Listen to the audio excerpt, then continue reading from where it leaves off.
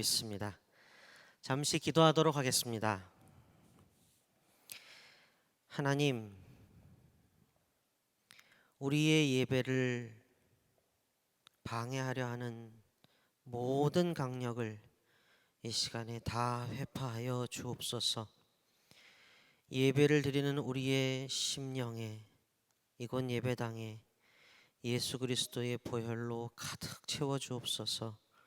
예수님 이름으로 기도합니다. 아멘.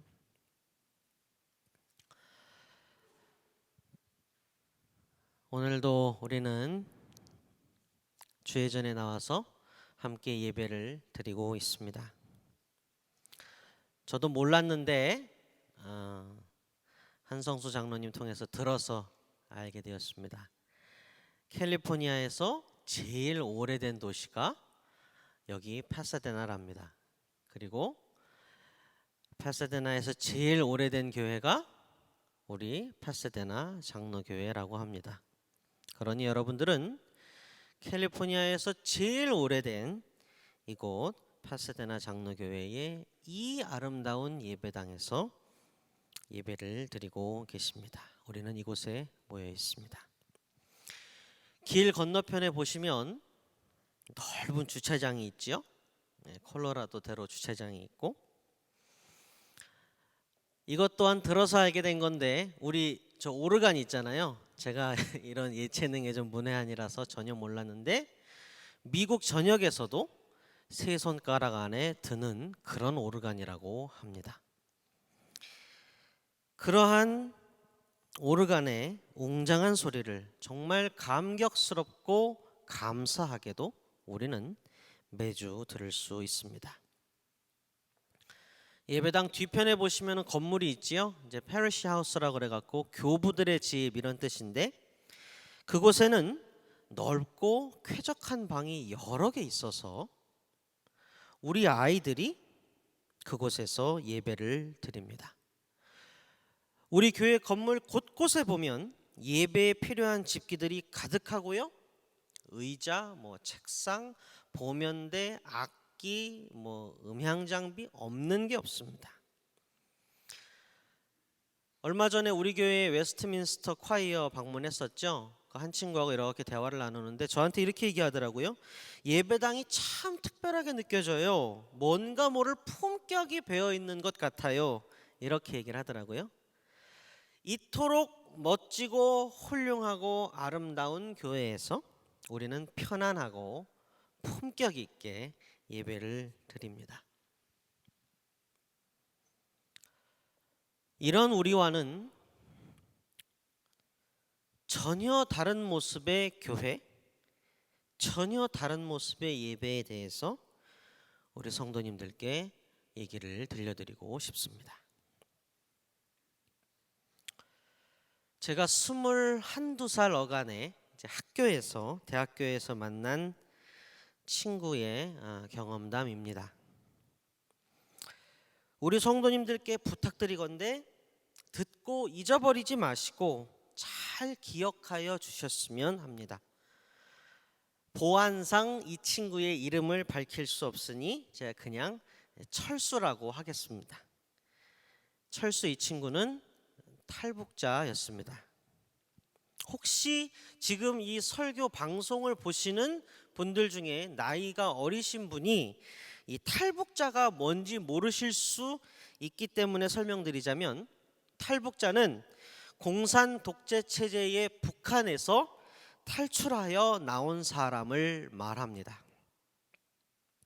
철수는요, 저보다 나이는 한두 살 정도 많았는데 얼굴에는 그 어린 나이, 젊은 나이에도 불구하고 고생의 흔적을 그대로 담아낸 깊은 주름이 여러 개 있었습니다. 철수에게는 형아가 한 명 있었습니다. 철수와 형의 부모님은 둘이 어렸을 때 두 분 모두 병으로 세상을 떠나셨다고 합니다. 형제가 서로 의지하며 매일 죽을 고비를 넘기고 기아에 허덕이며 생존해 갔습니다. 먹고 살기 위해서 철수의 형은 압록강 유역에서 밀수하는 일을 했다고 합니다. 밀수는요, 적발되면 즉결 처형이었습니다. 어느 날 밀수품 보따리를 가지고 집에 들어가서 이제 이렇게 보따리를 풀었는데 책이 한 권 들어있더래요. 이게 뭐지 했는데 그게 바로 성경책이었습니다. 어찌된 영문인지는 모르겠지만 밀수품 보따리에 누가 집어넣었는지 성경책이 한 권 들어 있었습니다. 대한민국이든지 미국이든지 성경은 어디서나 구할 수 있고 TV든 라디오든 인터넷이든 켜기만 하면 성경 이야기는 홍수처럼 쏟아져 나오며 성경을 가르쳐 준다고 하는 교역자, 교회는 차고 흘러 넘칩니다만 북한은 그렇지 않았습니다. 더군다나 철수 형제가 살았던 곳은 압록강 근처의 험지였기 때문에 더욱더 그러했습니다. 철수가 형의 모습을 회상하면서 이제 말해 주었습니다. 한밤중에 형아가 자꾸 초를 켜놓고 뭐를 읽고 있길래 형아야 뭘 그렇게 자꾸 읽냐 그렇게 물어봤더니 형이 나도 뭔진 잘 모르겠는데 성경이라고 하는 거다. 너도 한번 읽어보련? 그러더랍니다. 그렇게 형제는 성경책 한 권을 두고 함께 읽어 나갔습니다. 아무도 그 안의 이야기에 대해서 설명해 주거나 가르쳐 줄 사람은 없었습니다. 그래도 무작정 읽어 나갔습니다. 왜 읽었냐고 물어봤더니 철수가 말하기를 자기도 모르겠다고. 그런데 눈을 감으면 형도 그렇고 자기도 그렇고 자꾸 읽었던 게 머릿속에서 생각나고 그 다음에는 또 뭐라고 하는지 궁금해서 그냥 계속 읽었더랍니다. 그렇게 성경을 읽다가 둘은 어느 날 누가 먼저랄 것 없이 결심을 하였습니다. 성경에 나와 있는 것 중에 예배라는 걸 우리도 한번 해보자. 우리가 이 예배라는 걸 해야겠다. 이렇게 결심했다고 합니다. 북한에서는 김일성, 김정일, 김정은 독재자가 아닌 그 다른 누구를 칭송하면 찬양하면 반동분자로 몰려서 사형을 당합니다. 그러니 드러내어 예배를 드릴 수는 없었죠. 그래서 어느 날 밤 둘은 집 뒤에 있는 산으로 올라갔습니다. 아무것도 보이지 않는 깜깜한 밤에 산으로 올라가서 형제는 땅을 파기 시작했습니다. 아래로 1m 정도를 파내려간 다음에 옆으로 한 3m 정도를 파 들어갔다고 합니다. 그렇게 한참을 땅을 파서 사람 2명이면 꽉 찰 정도의 좁은 공간을 겨우 만들고 형제가 마주 앉았습니다. 둘에게 성경을 가르쳐 주는 사람이 없었습니다. 예배가 뭔지 어떻게 하는 건지 말해주는 사람이 없었습니다. 철수가 저한테 이렇게 얘기를 했습니다. 형아도 나도 뭘 어떻게 하는지 알 리가 없잖아. 그런데 형도 내랑 같았는가 봐. 우리 둘 다 그냥 예수요 우리 살려주소, 예수요 우리 좀 도와주소, 그 말만 나오대. 소리가 새 나갈까 울음이 새 나갈까 입을 틀어막고 계속 그 말만 했디. 성경을 읽는 것 말고는 기독신앙에 대하여 알 방법이 없는 형제가 흙구덩이 안에 앉아서 함께 쏟아놓은 말은 예수였습니다. 성경을 읽는 그대로 읽으니까, 있는 그대로 읽으니까 생각나는 게 남는 게 예수밖에는 없었나 봅니다. 매일 밤마다 토굴을 찾아가서 형제는 예수의 이름을 부르고 또 부르다가 새벽녘에 집으로 돌아오곤 했습니다. 그리고 얼마 뒤에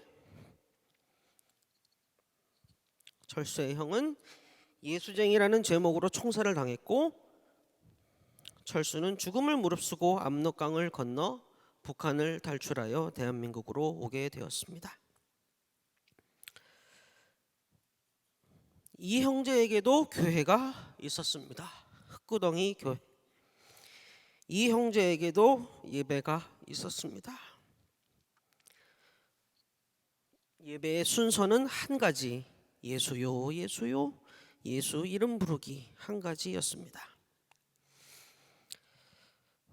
성도 여러분, 제가 아까 말씀드린 대로 다른 거 다 잊어버리셔도 예배가 끝난 후에 지금도 북한에서 목숨을 걸고 예수를 믿는 우리 동포들을 위하여 기도해 주시기를 간곡히 부탁드립니다. 제가 이 철수의 이야기를요 잘 간직했다가 처음 들려준 건 제가 예전에 사역했던 교회의 중등부 아이들에게였습니다. 우리 아이들과 그날 드린 예배를요 저는 결코 잊지 못합니다. 지금도 생생히 기억이 납니다. 천방지축으로 뛰어다니고 시끌벅적 떠들던 아이들 앞에서 저는 담담하게 철수의 이야기를 쭉 했습니다.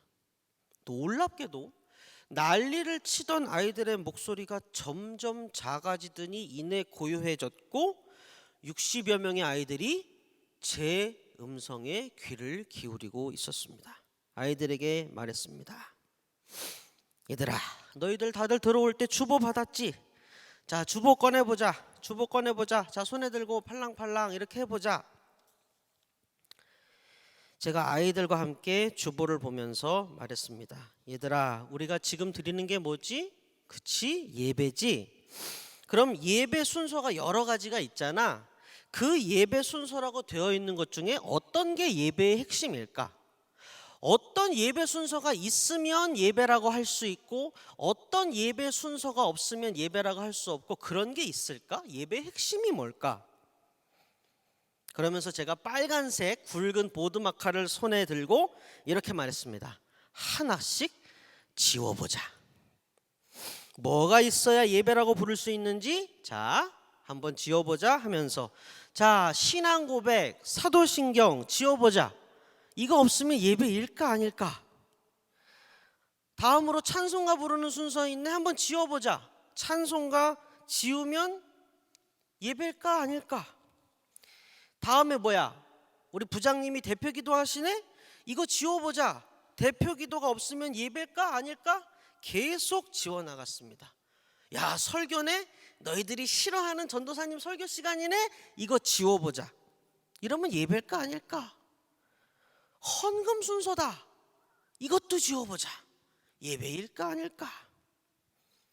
아이들이요 신나서 대답했어요. 어떤 아이는 예배 맞아요. 어떤 아이는 예배 아니에요. 그거 없으면 예배 아닌 것 같아요. 그건 꼭 있어야 될 거예요. 이러면서 아이들이 적극적으로 막 대답을 하더라고요. 금세 예배실이 다시 웅성웅성 시끌시끌해졌죠. 그때 제가 아이들에게 다시 물었습니다. 그렇구나. 너는 이게 없으면 예배가 아니라고 생각하고 너는 이게 없어도 예배라고 생각하고 다 이렇게 생각이 다르구나. 그럼 한번 보자.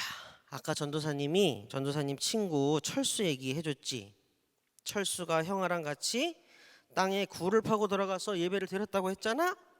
어떻게 생각하냐? 철수랑 형아가 매일 밤마다 뒷산 흙구덩이에서 예배 드린 건 맞는 거 같니? 그랬더니 아이들이 예외 없이 이구동성으로 대답을 했습니다. 그건 예배가 맞는 것 같아요. 그건 예배가 맞아요. 60여 명의 아이들이 다 똑같이 대답을 했어요. 제가 아이들에게 다시 물었죠. 그래? 철수랑 형이 흙구덩이에서 예배를 드렸다고 생각하는구나. 근데 얘들 한번 보자. 철수랑 형이 드린 예배에는 사도신경 없어. 사도신경이 뭔지도 모르는데 어떻게 사도신경을 해? 찬송 부르는 소리가 새어나가다 들키면 죽으니까 찬송을 부를 수가 없어. 철수는 찬송가 크게 불러보는 게 소원이라대. 철수와 형의 예배 시간에 대표기도, 기도가 뭔지 어떻게 알아? 대표기도가 어딨어? 설교? 하나님 말씀을 가르쳐줄 사람이 한 명도 없었는데 설교자가 어딨니? 헌금?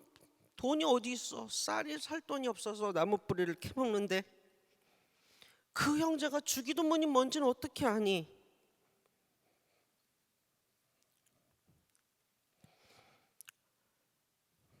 아이들이 숙연해지더라고요. 너희들이 이게 없으면 예배다, 아니다 말했던 것들 있잖아. 그 중에 단 하나도 철수와 형아의 예배에는 없었어. 그런데 너희들 모두 한 목소리로 철수와 형이 드린 게 예배가 맞다고 했어. 어떻게 된 거야?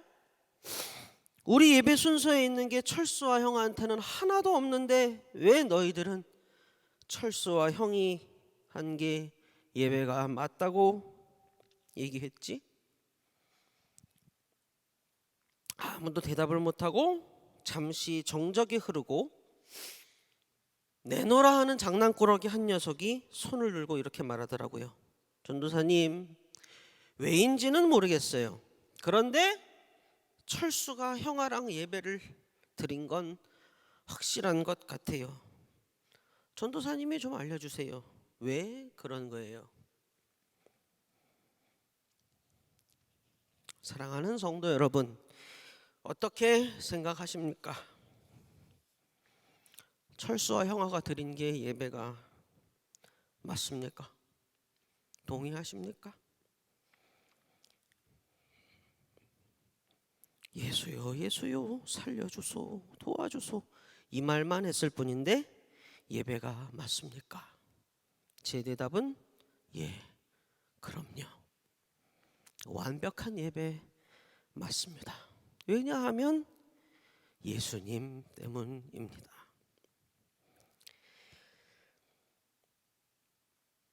오늘 본문에서 예수님은 사마리아 여인에게 말씀하십니다. 영과 진리로 예배하라.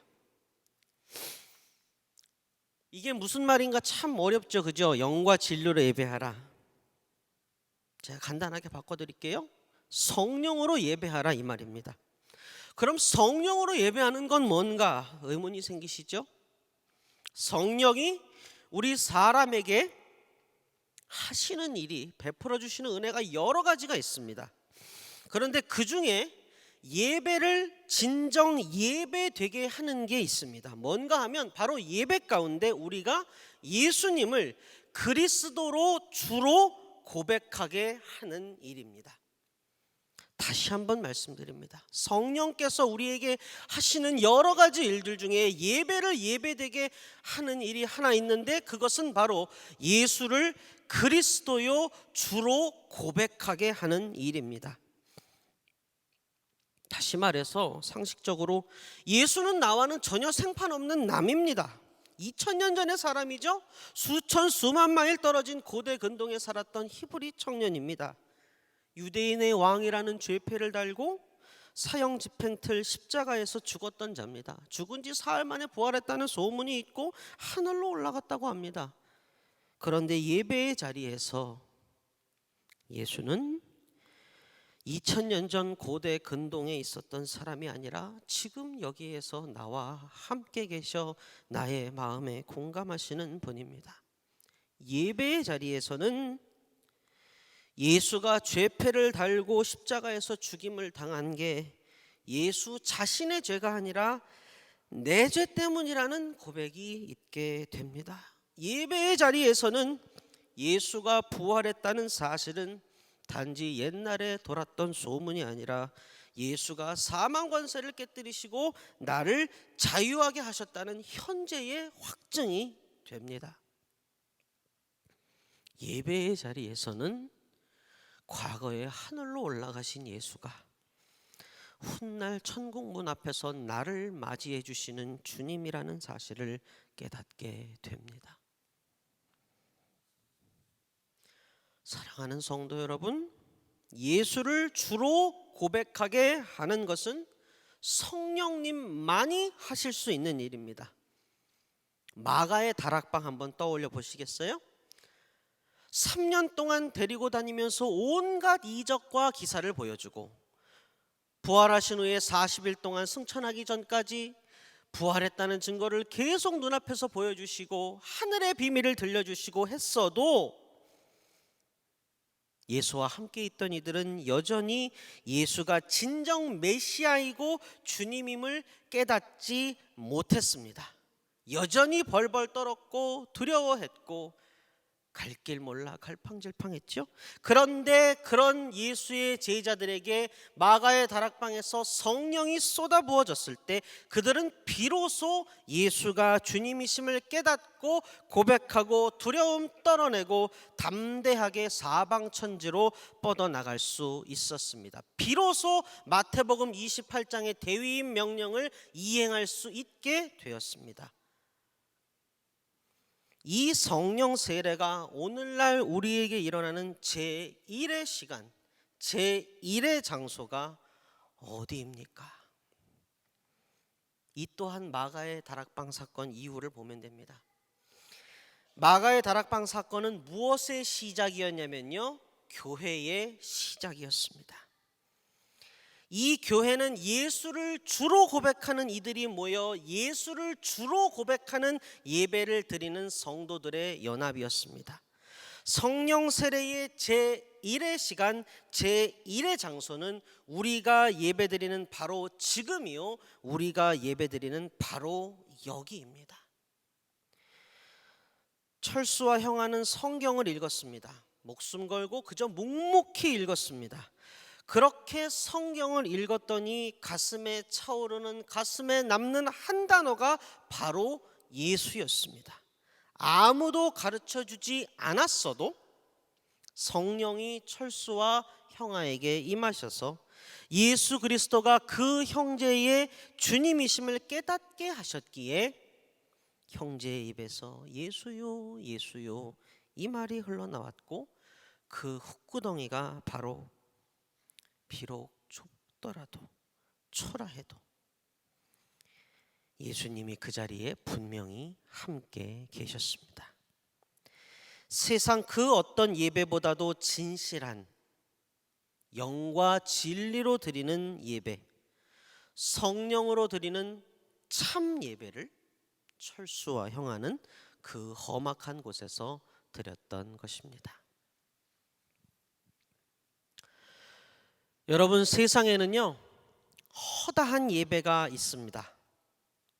그 허다한 예배의 추세는 세상 사람들의 다양한 요구를 예배 안에 녹여내려고 하는 것입니다. 세상이 좋다고 하는 것들을 이것저것 모두 모아 예배 안에 끼워 넣는 겁니다. 그렇게 우리도 모르는 사이에 예배에서 예수님은 사라지고 사람만 남게 되었습니다.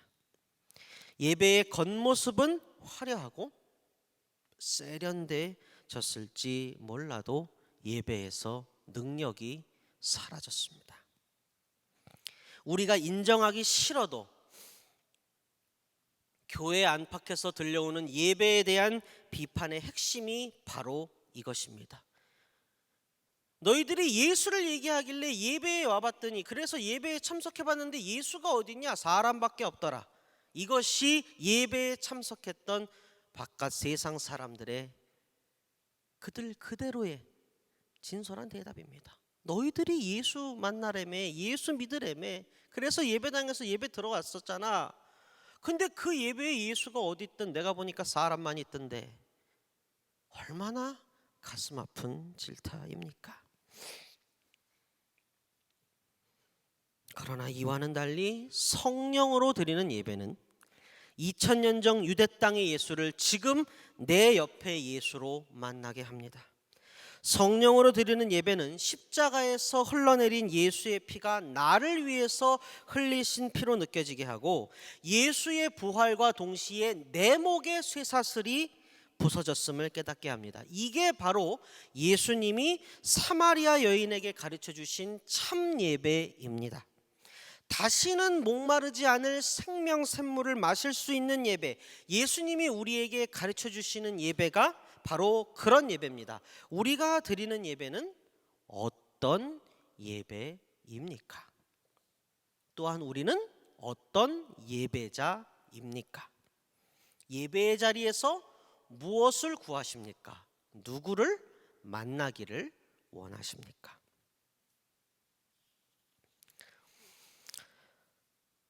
사실 우리는요, 각자 다양한 목적을 가지고 예배에 나옵니다. 제가 아는 바로는 이걸 일일이 체크하고 비난하실 주님은 결코 아니시니까 너무 걱정 마시기 바랍니다. 어떤 이는요, 도대체 하나님이 누구길래 그렇게 믿으라고 하나 궁금해서 나오고, 제가 예전에 사역했던 교회에서 대학부 청년부를 맡았을 때에는 그 대학생들 청년들은 아주 해맑게 이렇게 얘기합니다. 좋은 짝을 만나러 교회에 나온답니다. 오케이, 괜찮습니다. 이민사회의 많은 한인들에게 교회는 그야말로 유일한 마음 둘 곳이기도 합니다. 반면에 이렇게 말하는 분도 있습니다. 나는 하나님은 믿는데 교회는 가기 싫어. 교회에 가도 내가 원하는 그 무언가를 얻지 못해. 이렇게 말씀하시는 분들 참 많이 있습니다. 특히 성도님들 중에서도 저한테 자녀에 관련된 기도의 제목을 주실 때 이 말씀하시는 분들 참 많이 있습니다. 내 자식이 장성하니까 지금 얘기하기를 나 하나님은 믿는다고. 그런데 교회에는 가기 싫다고. 예배는 안 드려도 된다고. 제가 그런 말씀을 하시는 분께 한 가지 여쭤보고 싶습니다. 오케이, 알겠습니다. 그러니까 당신이 바라는 그 무언가를 얻을 수 없어서 교회에는 나오지 않는다는 말씀이시군요. 오케이, 알겠습니다. 어디에서든 그 원하는 것을 꼭 찾으시고 얻으시기를 바랍니다. 그런데 여쭤보건대, 당신이 바라고 원하는 그 무언가가 생명보다 더 귀한 겁니까? 제가 그 질문은 드리고 싶습니다. 당신이 바라는 그 무언가가 생명보다, 영원한 생명보다 더 귀한 것입니까? 제가 이거는 여쭤보고 싶습니다. 여러분, 무엇이 생명보다 귀합니까? 무엇이 영생보다 귀합니까? 그 누구에게 물어봐도 자기가 바라고 원하는 것이 생명보다, 영원한 생명보다 귀하다고는 말하지 못할 것입니다. 여러분, 영생이 무엇입니까? 어떻게 얻을 수 있습니까? 요한복음 17장 3절을 읽어드리겠습니다. 영생은 오직 한 분이신 참 하나님을 알고 또 아버지께서 보내신 예수 그리스도를 아는 것입니다. 요한복음 3장 16절 잘 아시죠? 하나님이 세상을 이처럼 사랑하사 독생자를 주셨으니 이는 그를 믿는 자마다 아무도 멸망하지 않고 영생을 얻게 하려 하심이라. 아까 말씀드렸습니다. 성령께서 하시는 일, 예수를 주로 고백하게 하는 일입니다. 예수가 그리스도시요 살아계신 하나님의 아들임이 믿어지게 하는 그런 일입니다. 그 어떤 분이시든지 그 누구든지 간에 예배의 자리가 아닌 다른 어느 곳에서 그렇게 하실 수 있다면 부디 그곳에서 예수를 주로 고백하시고 영생을 얻으시기 바랍니다.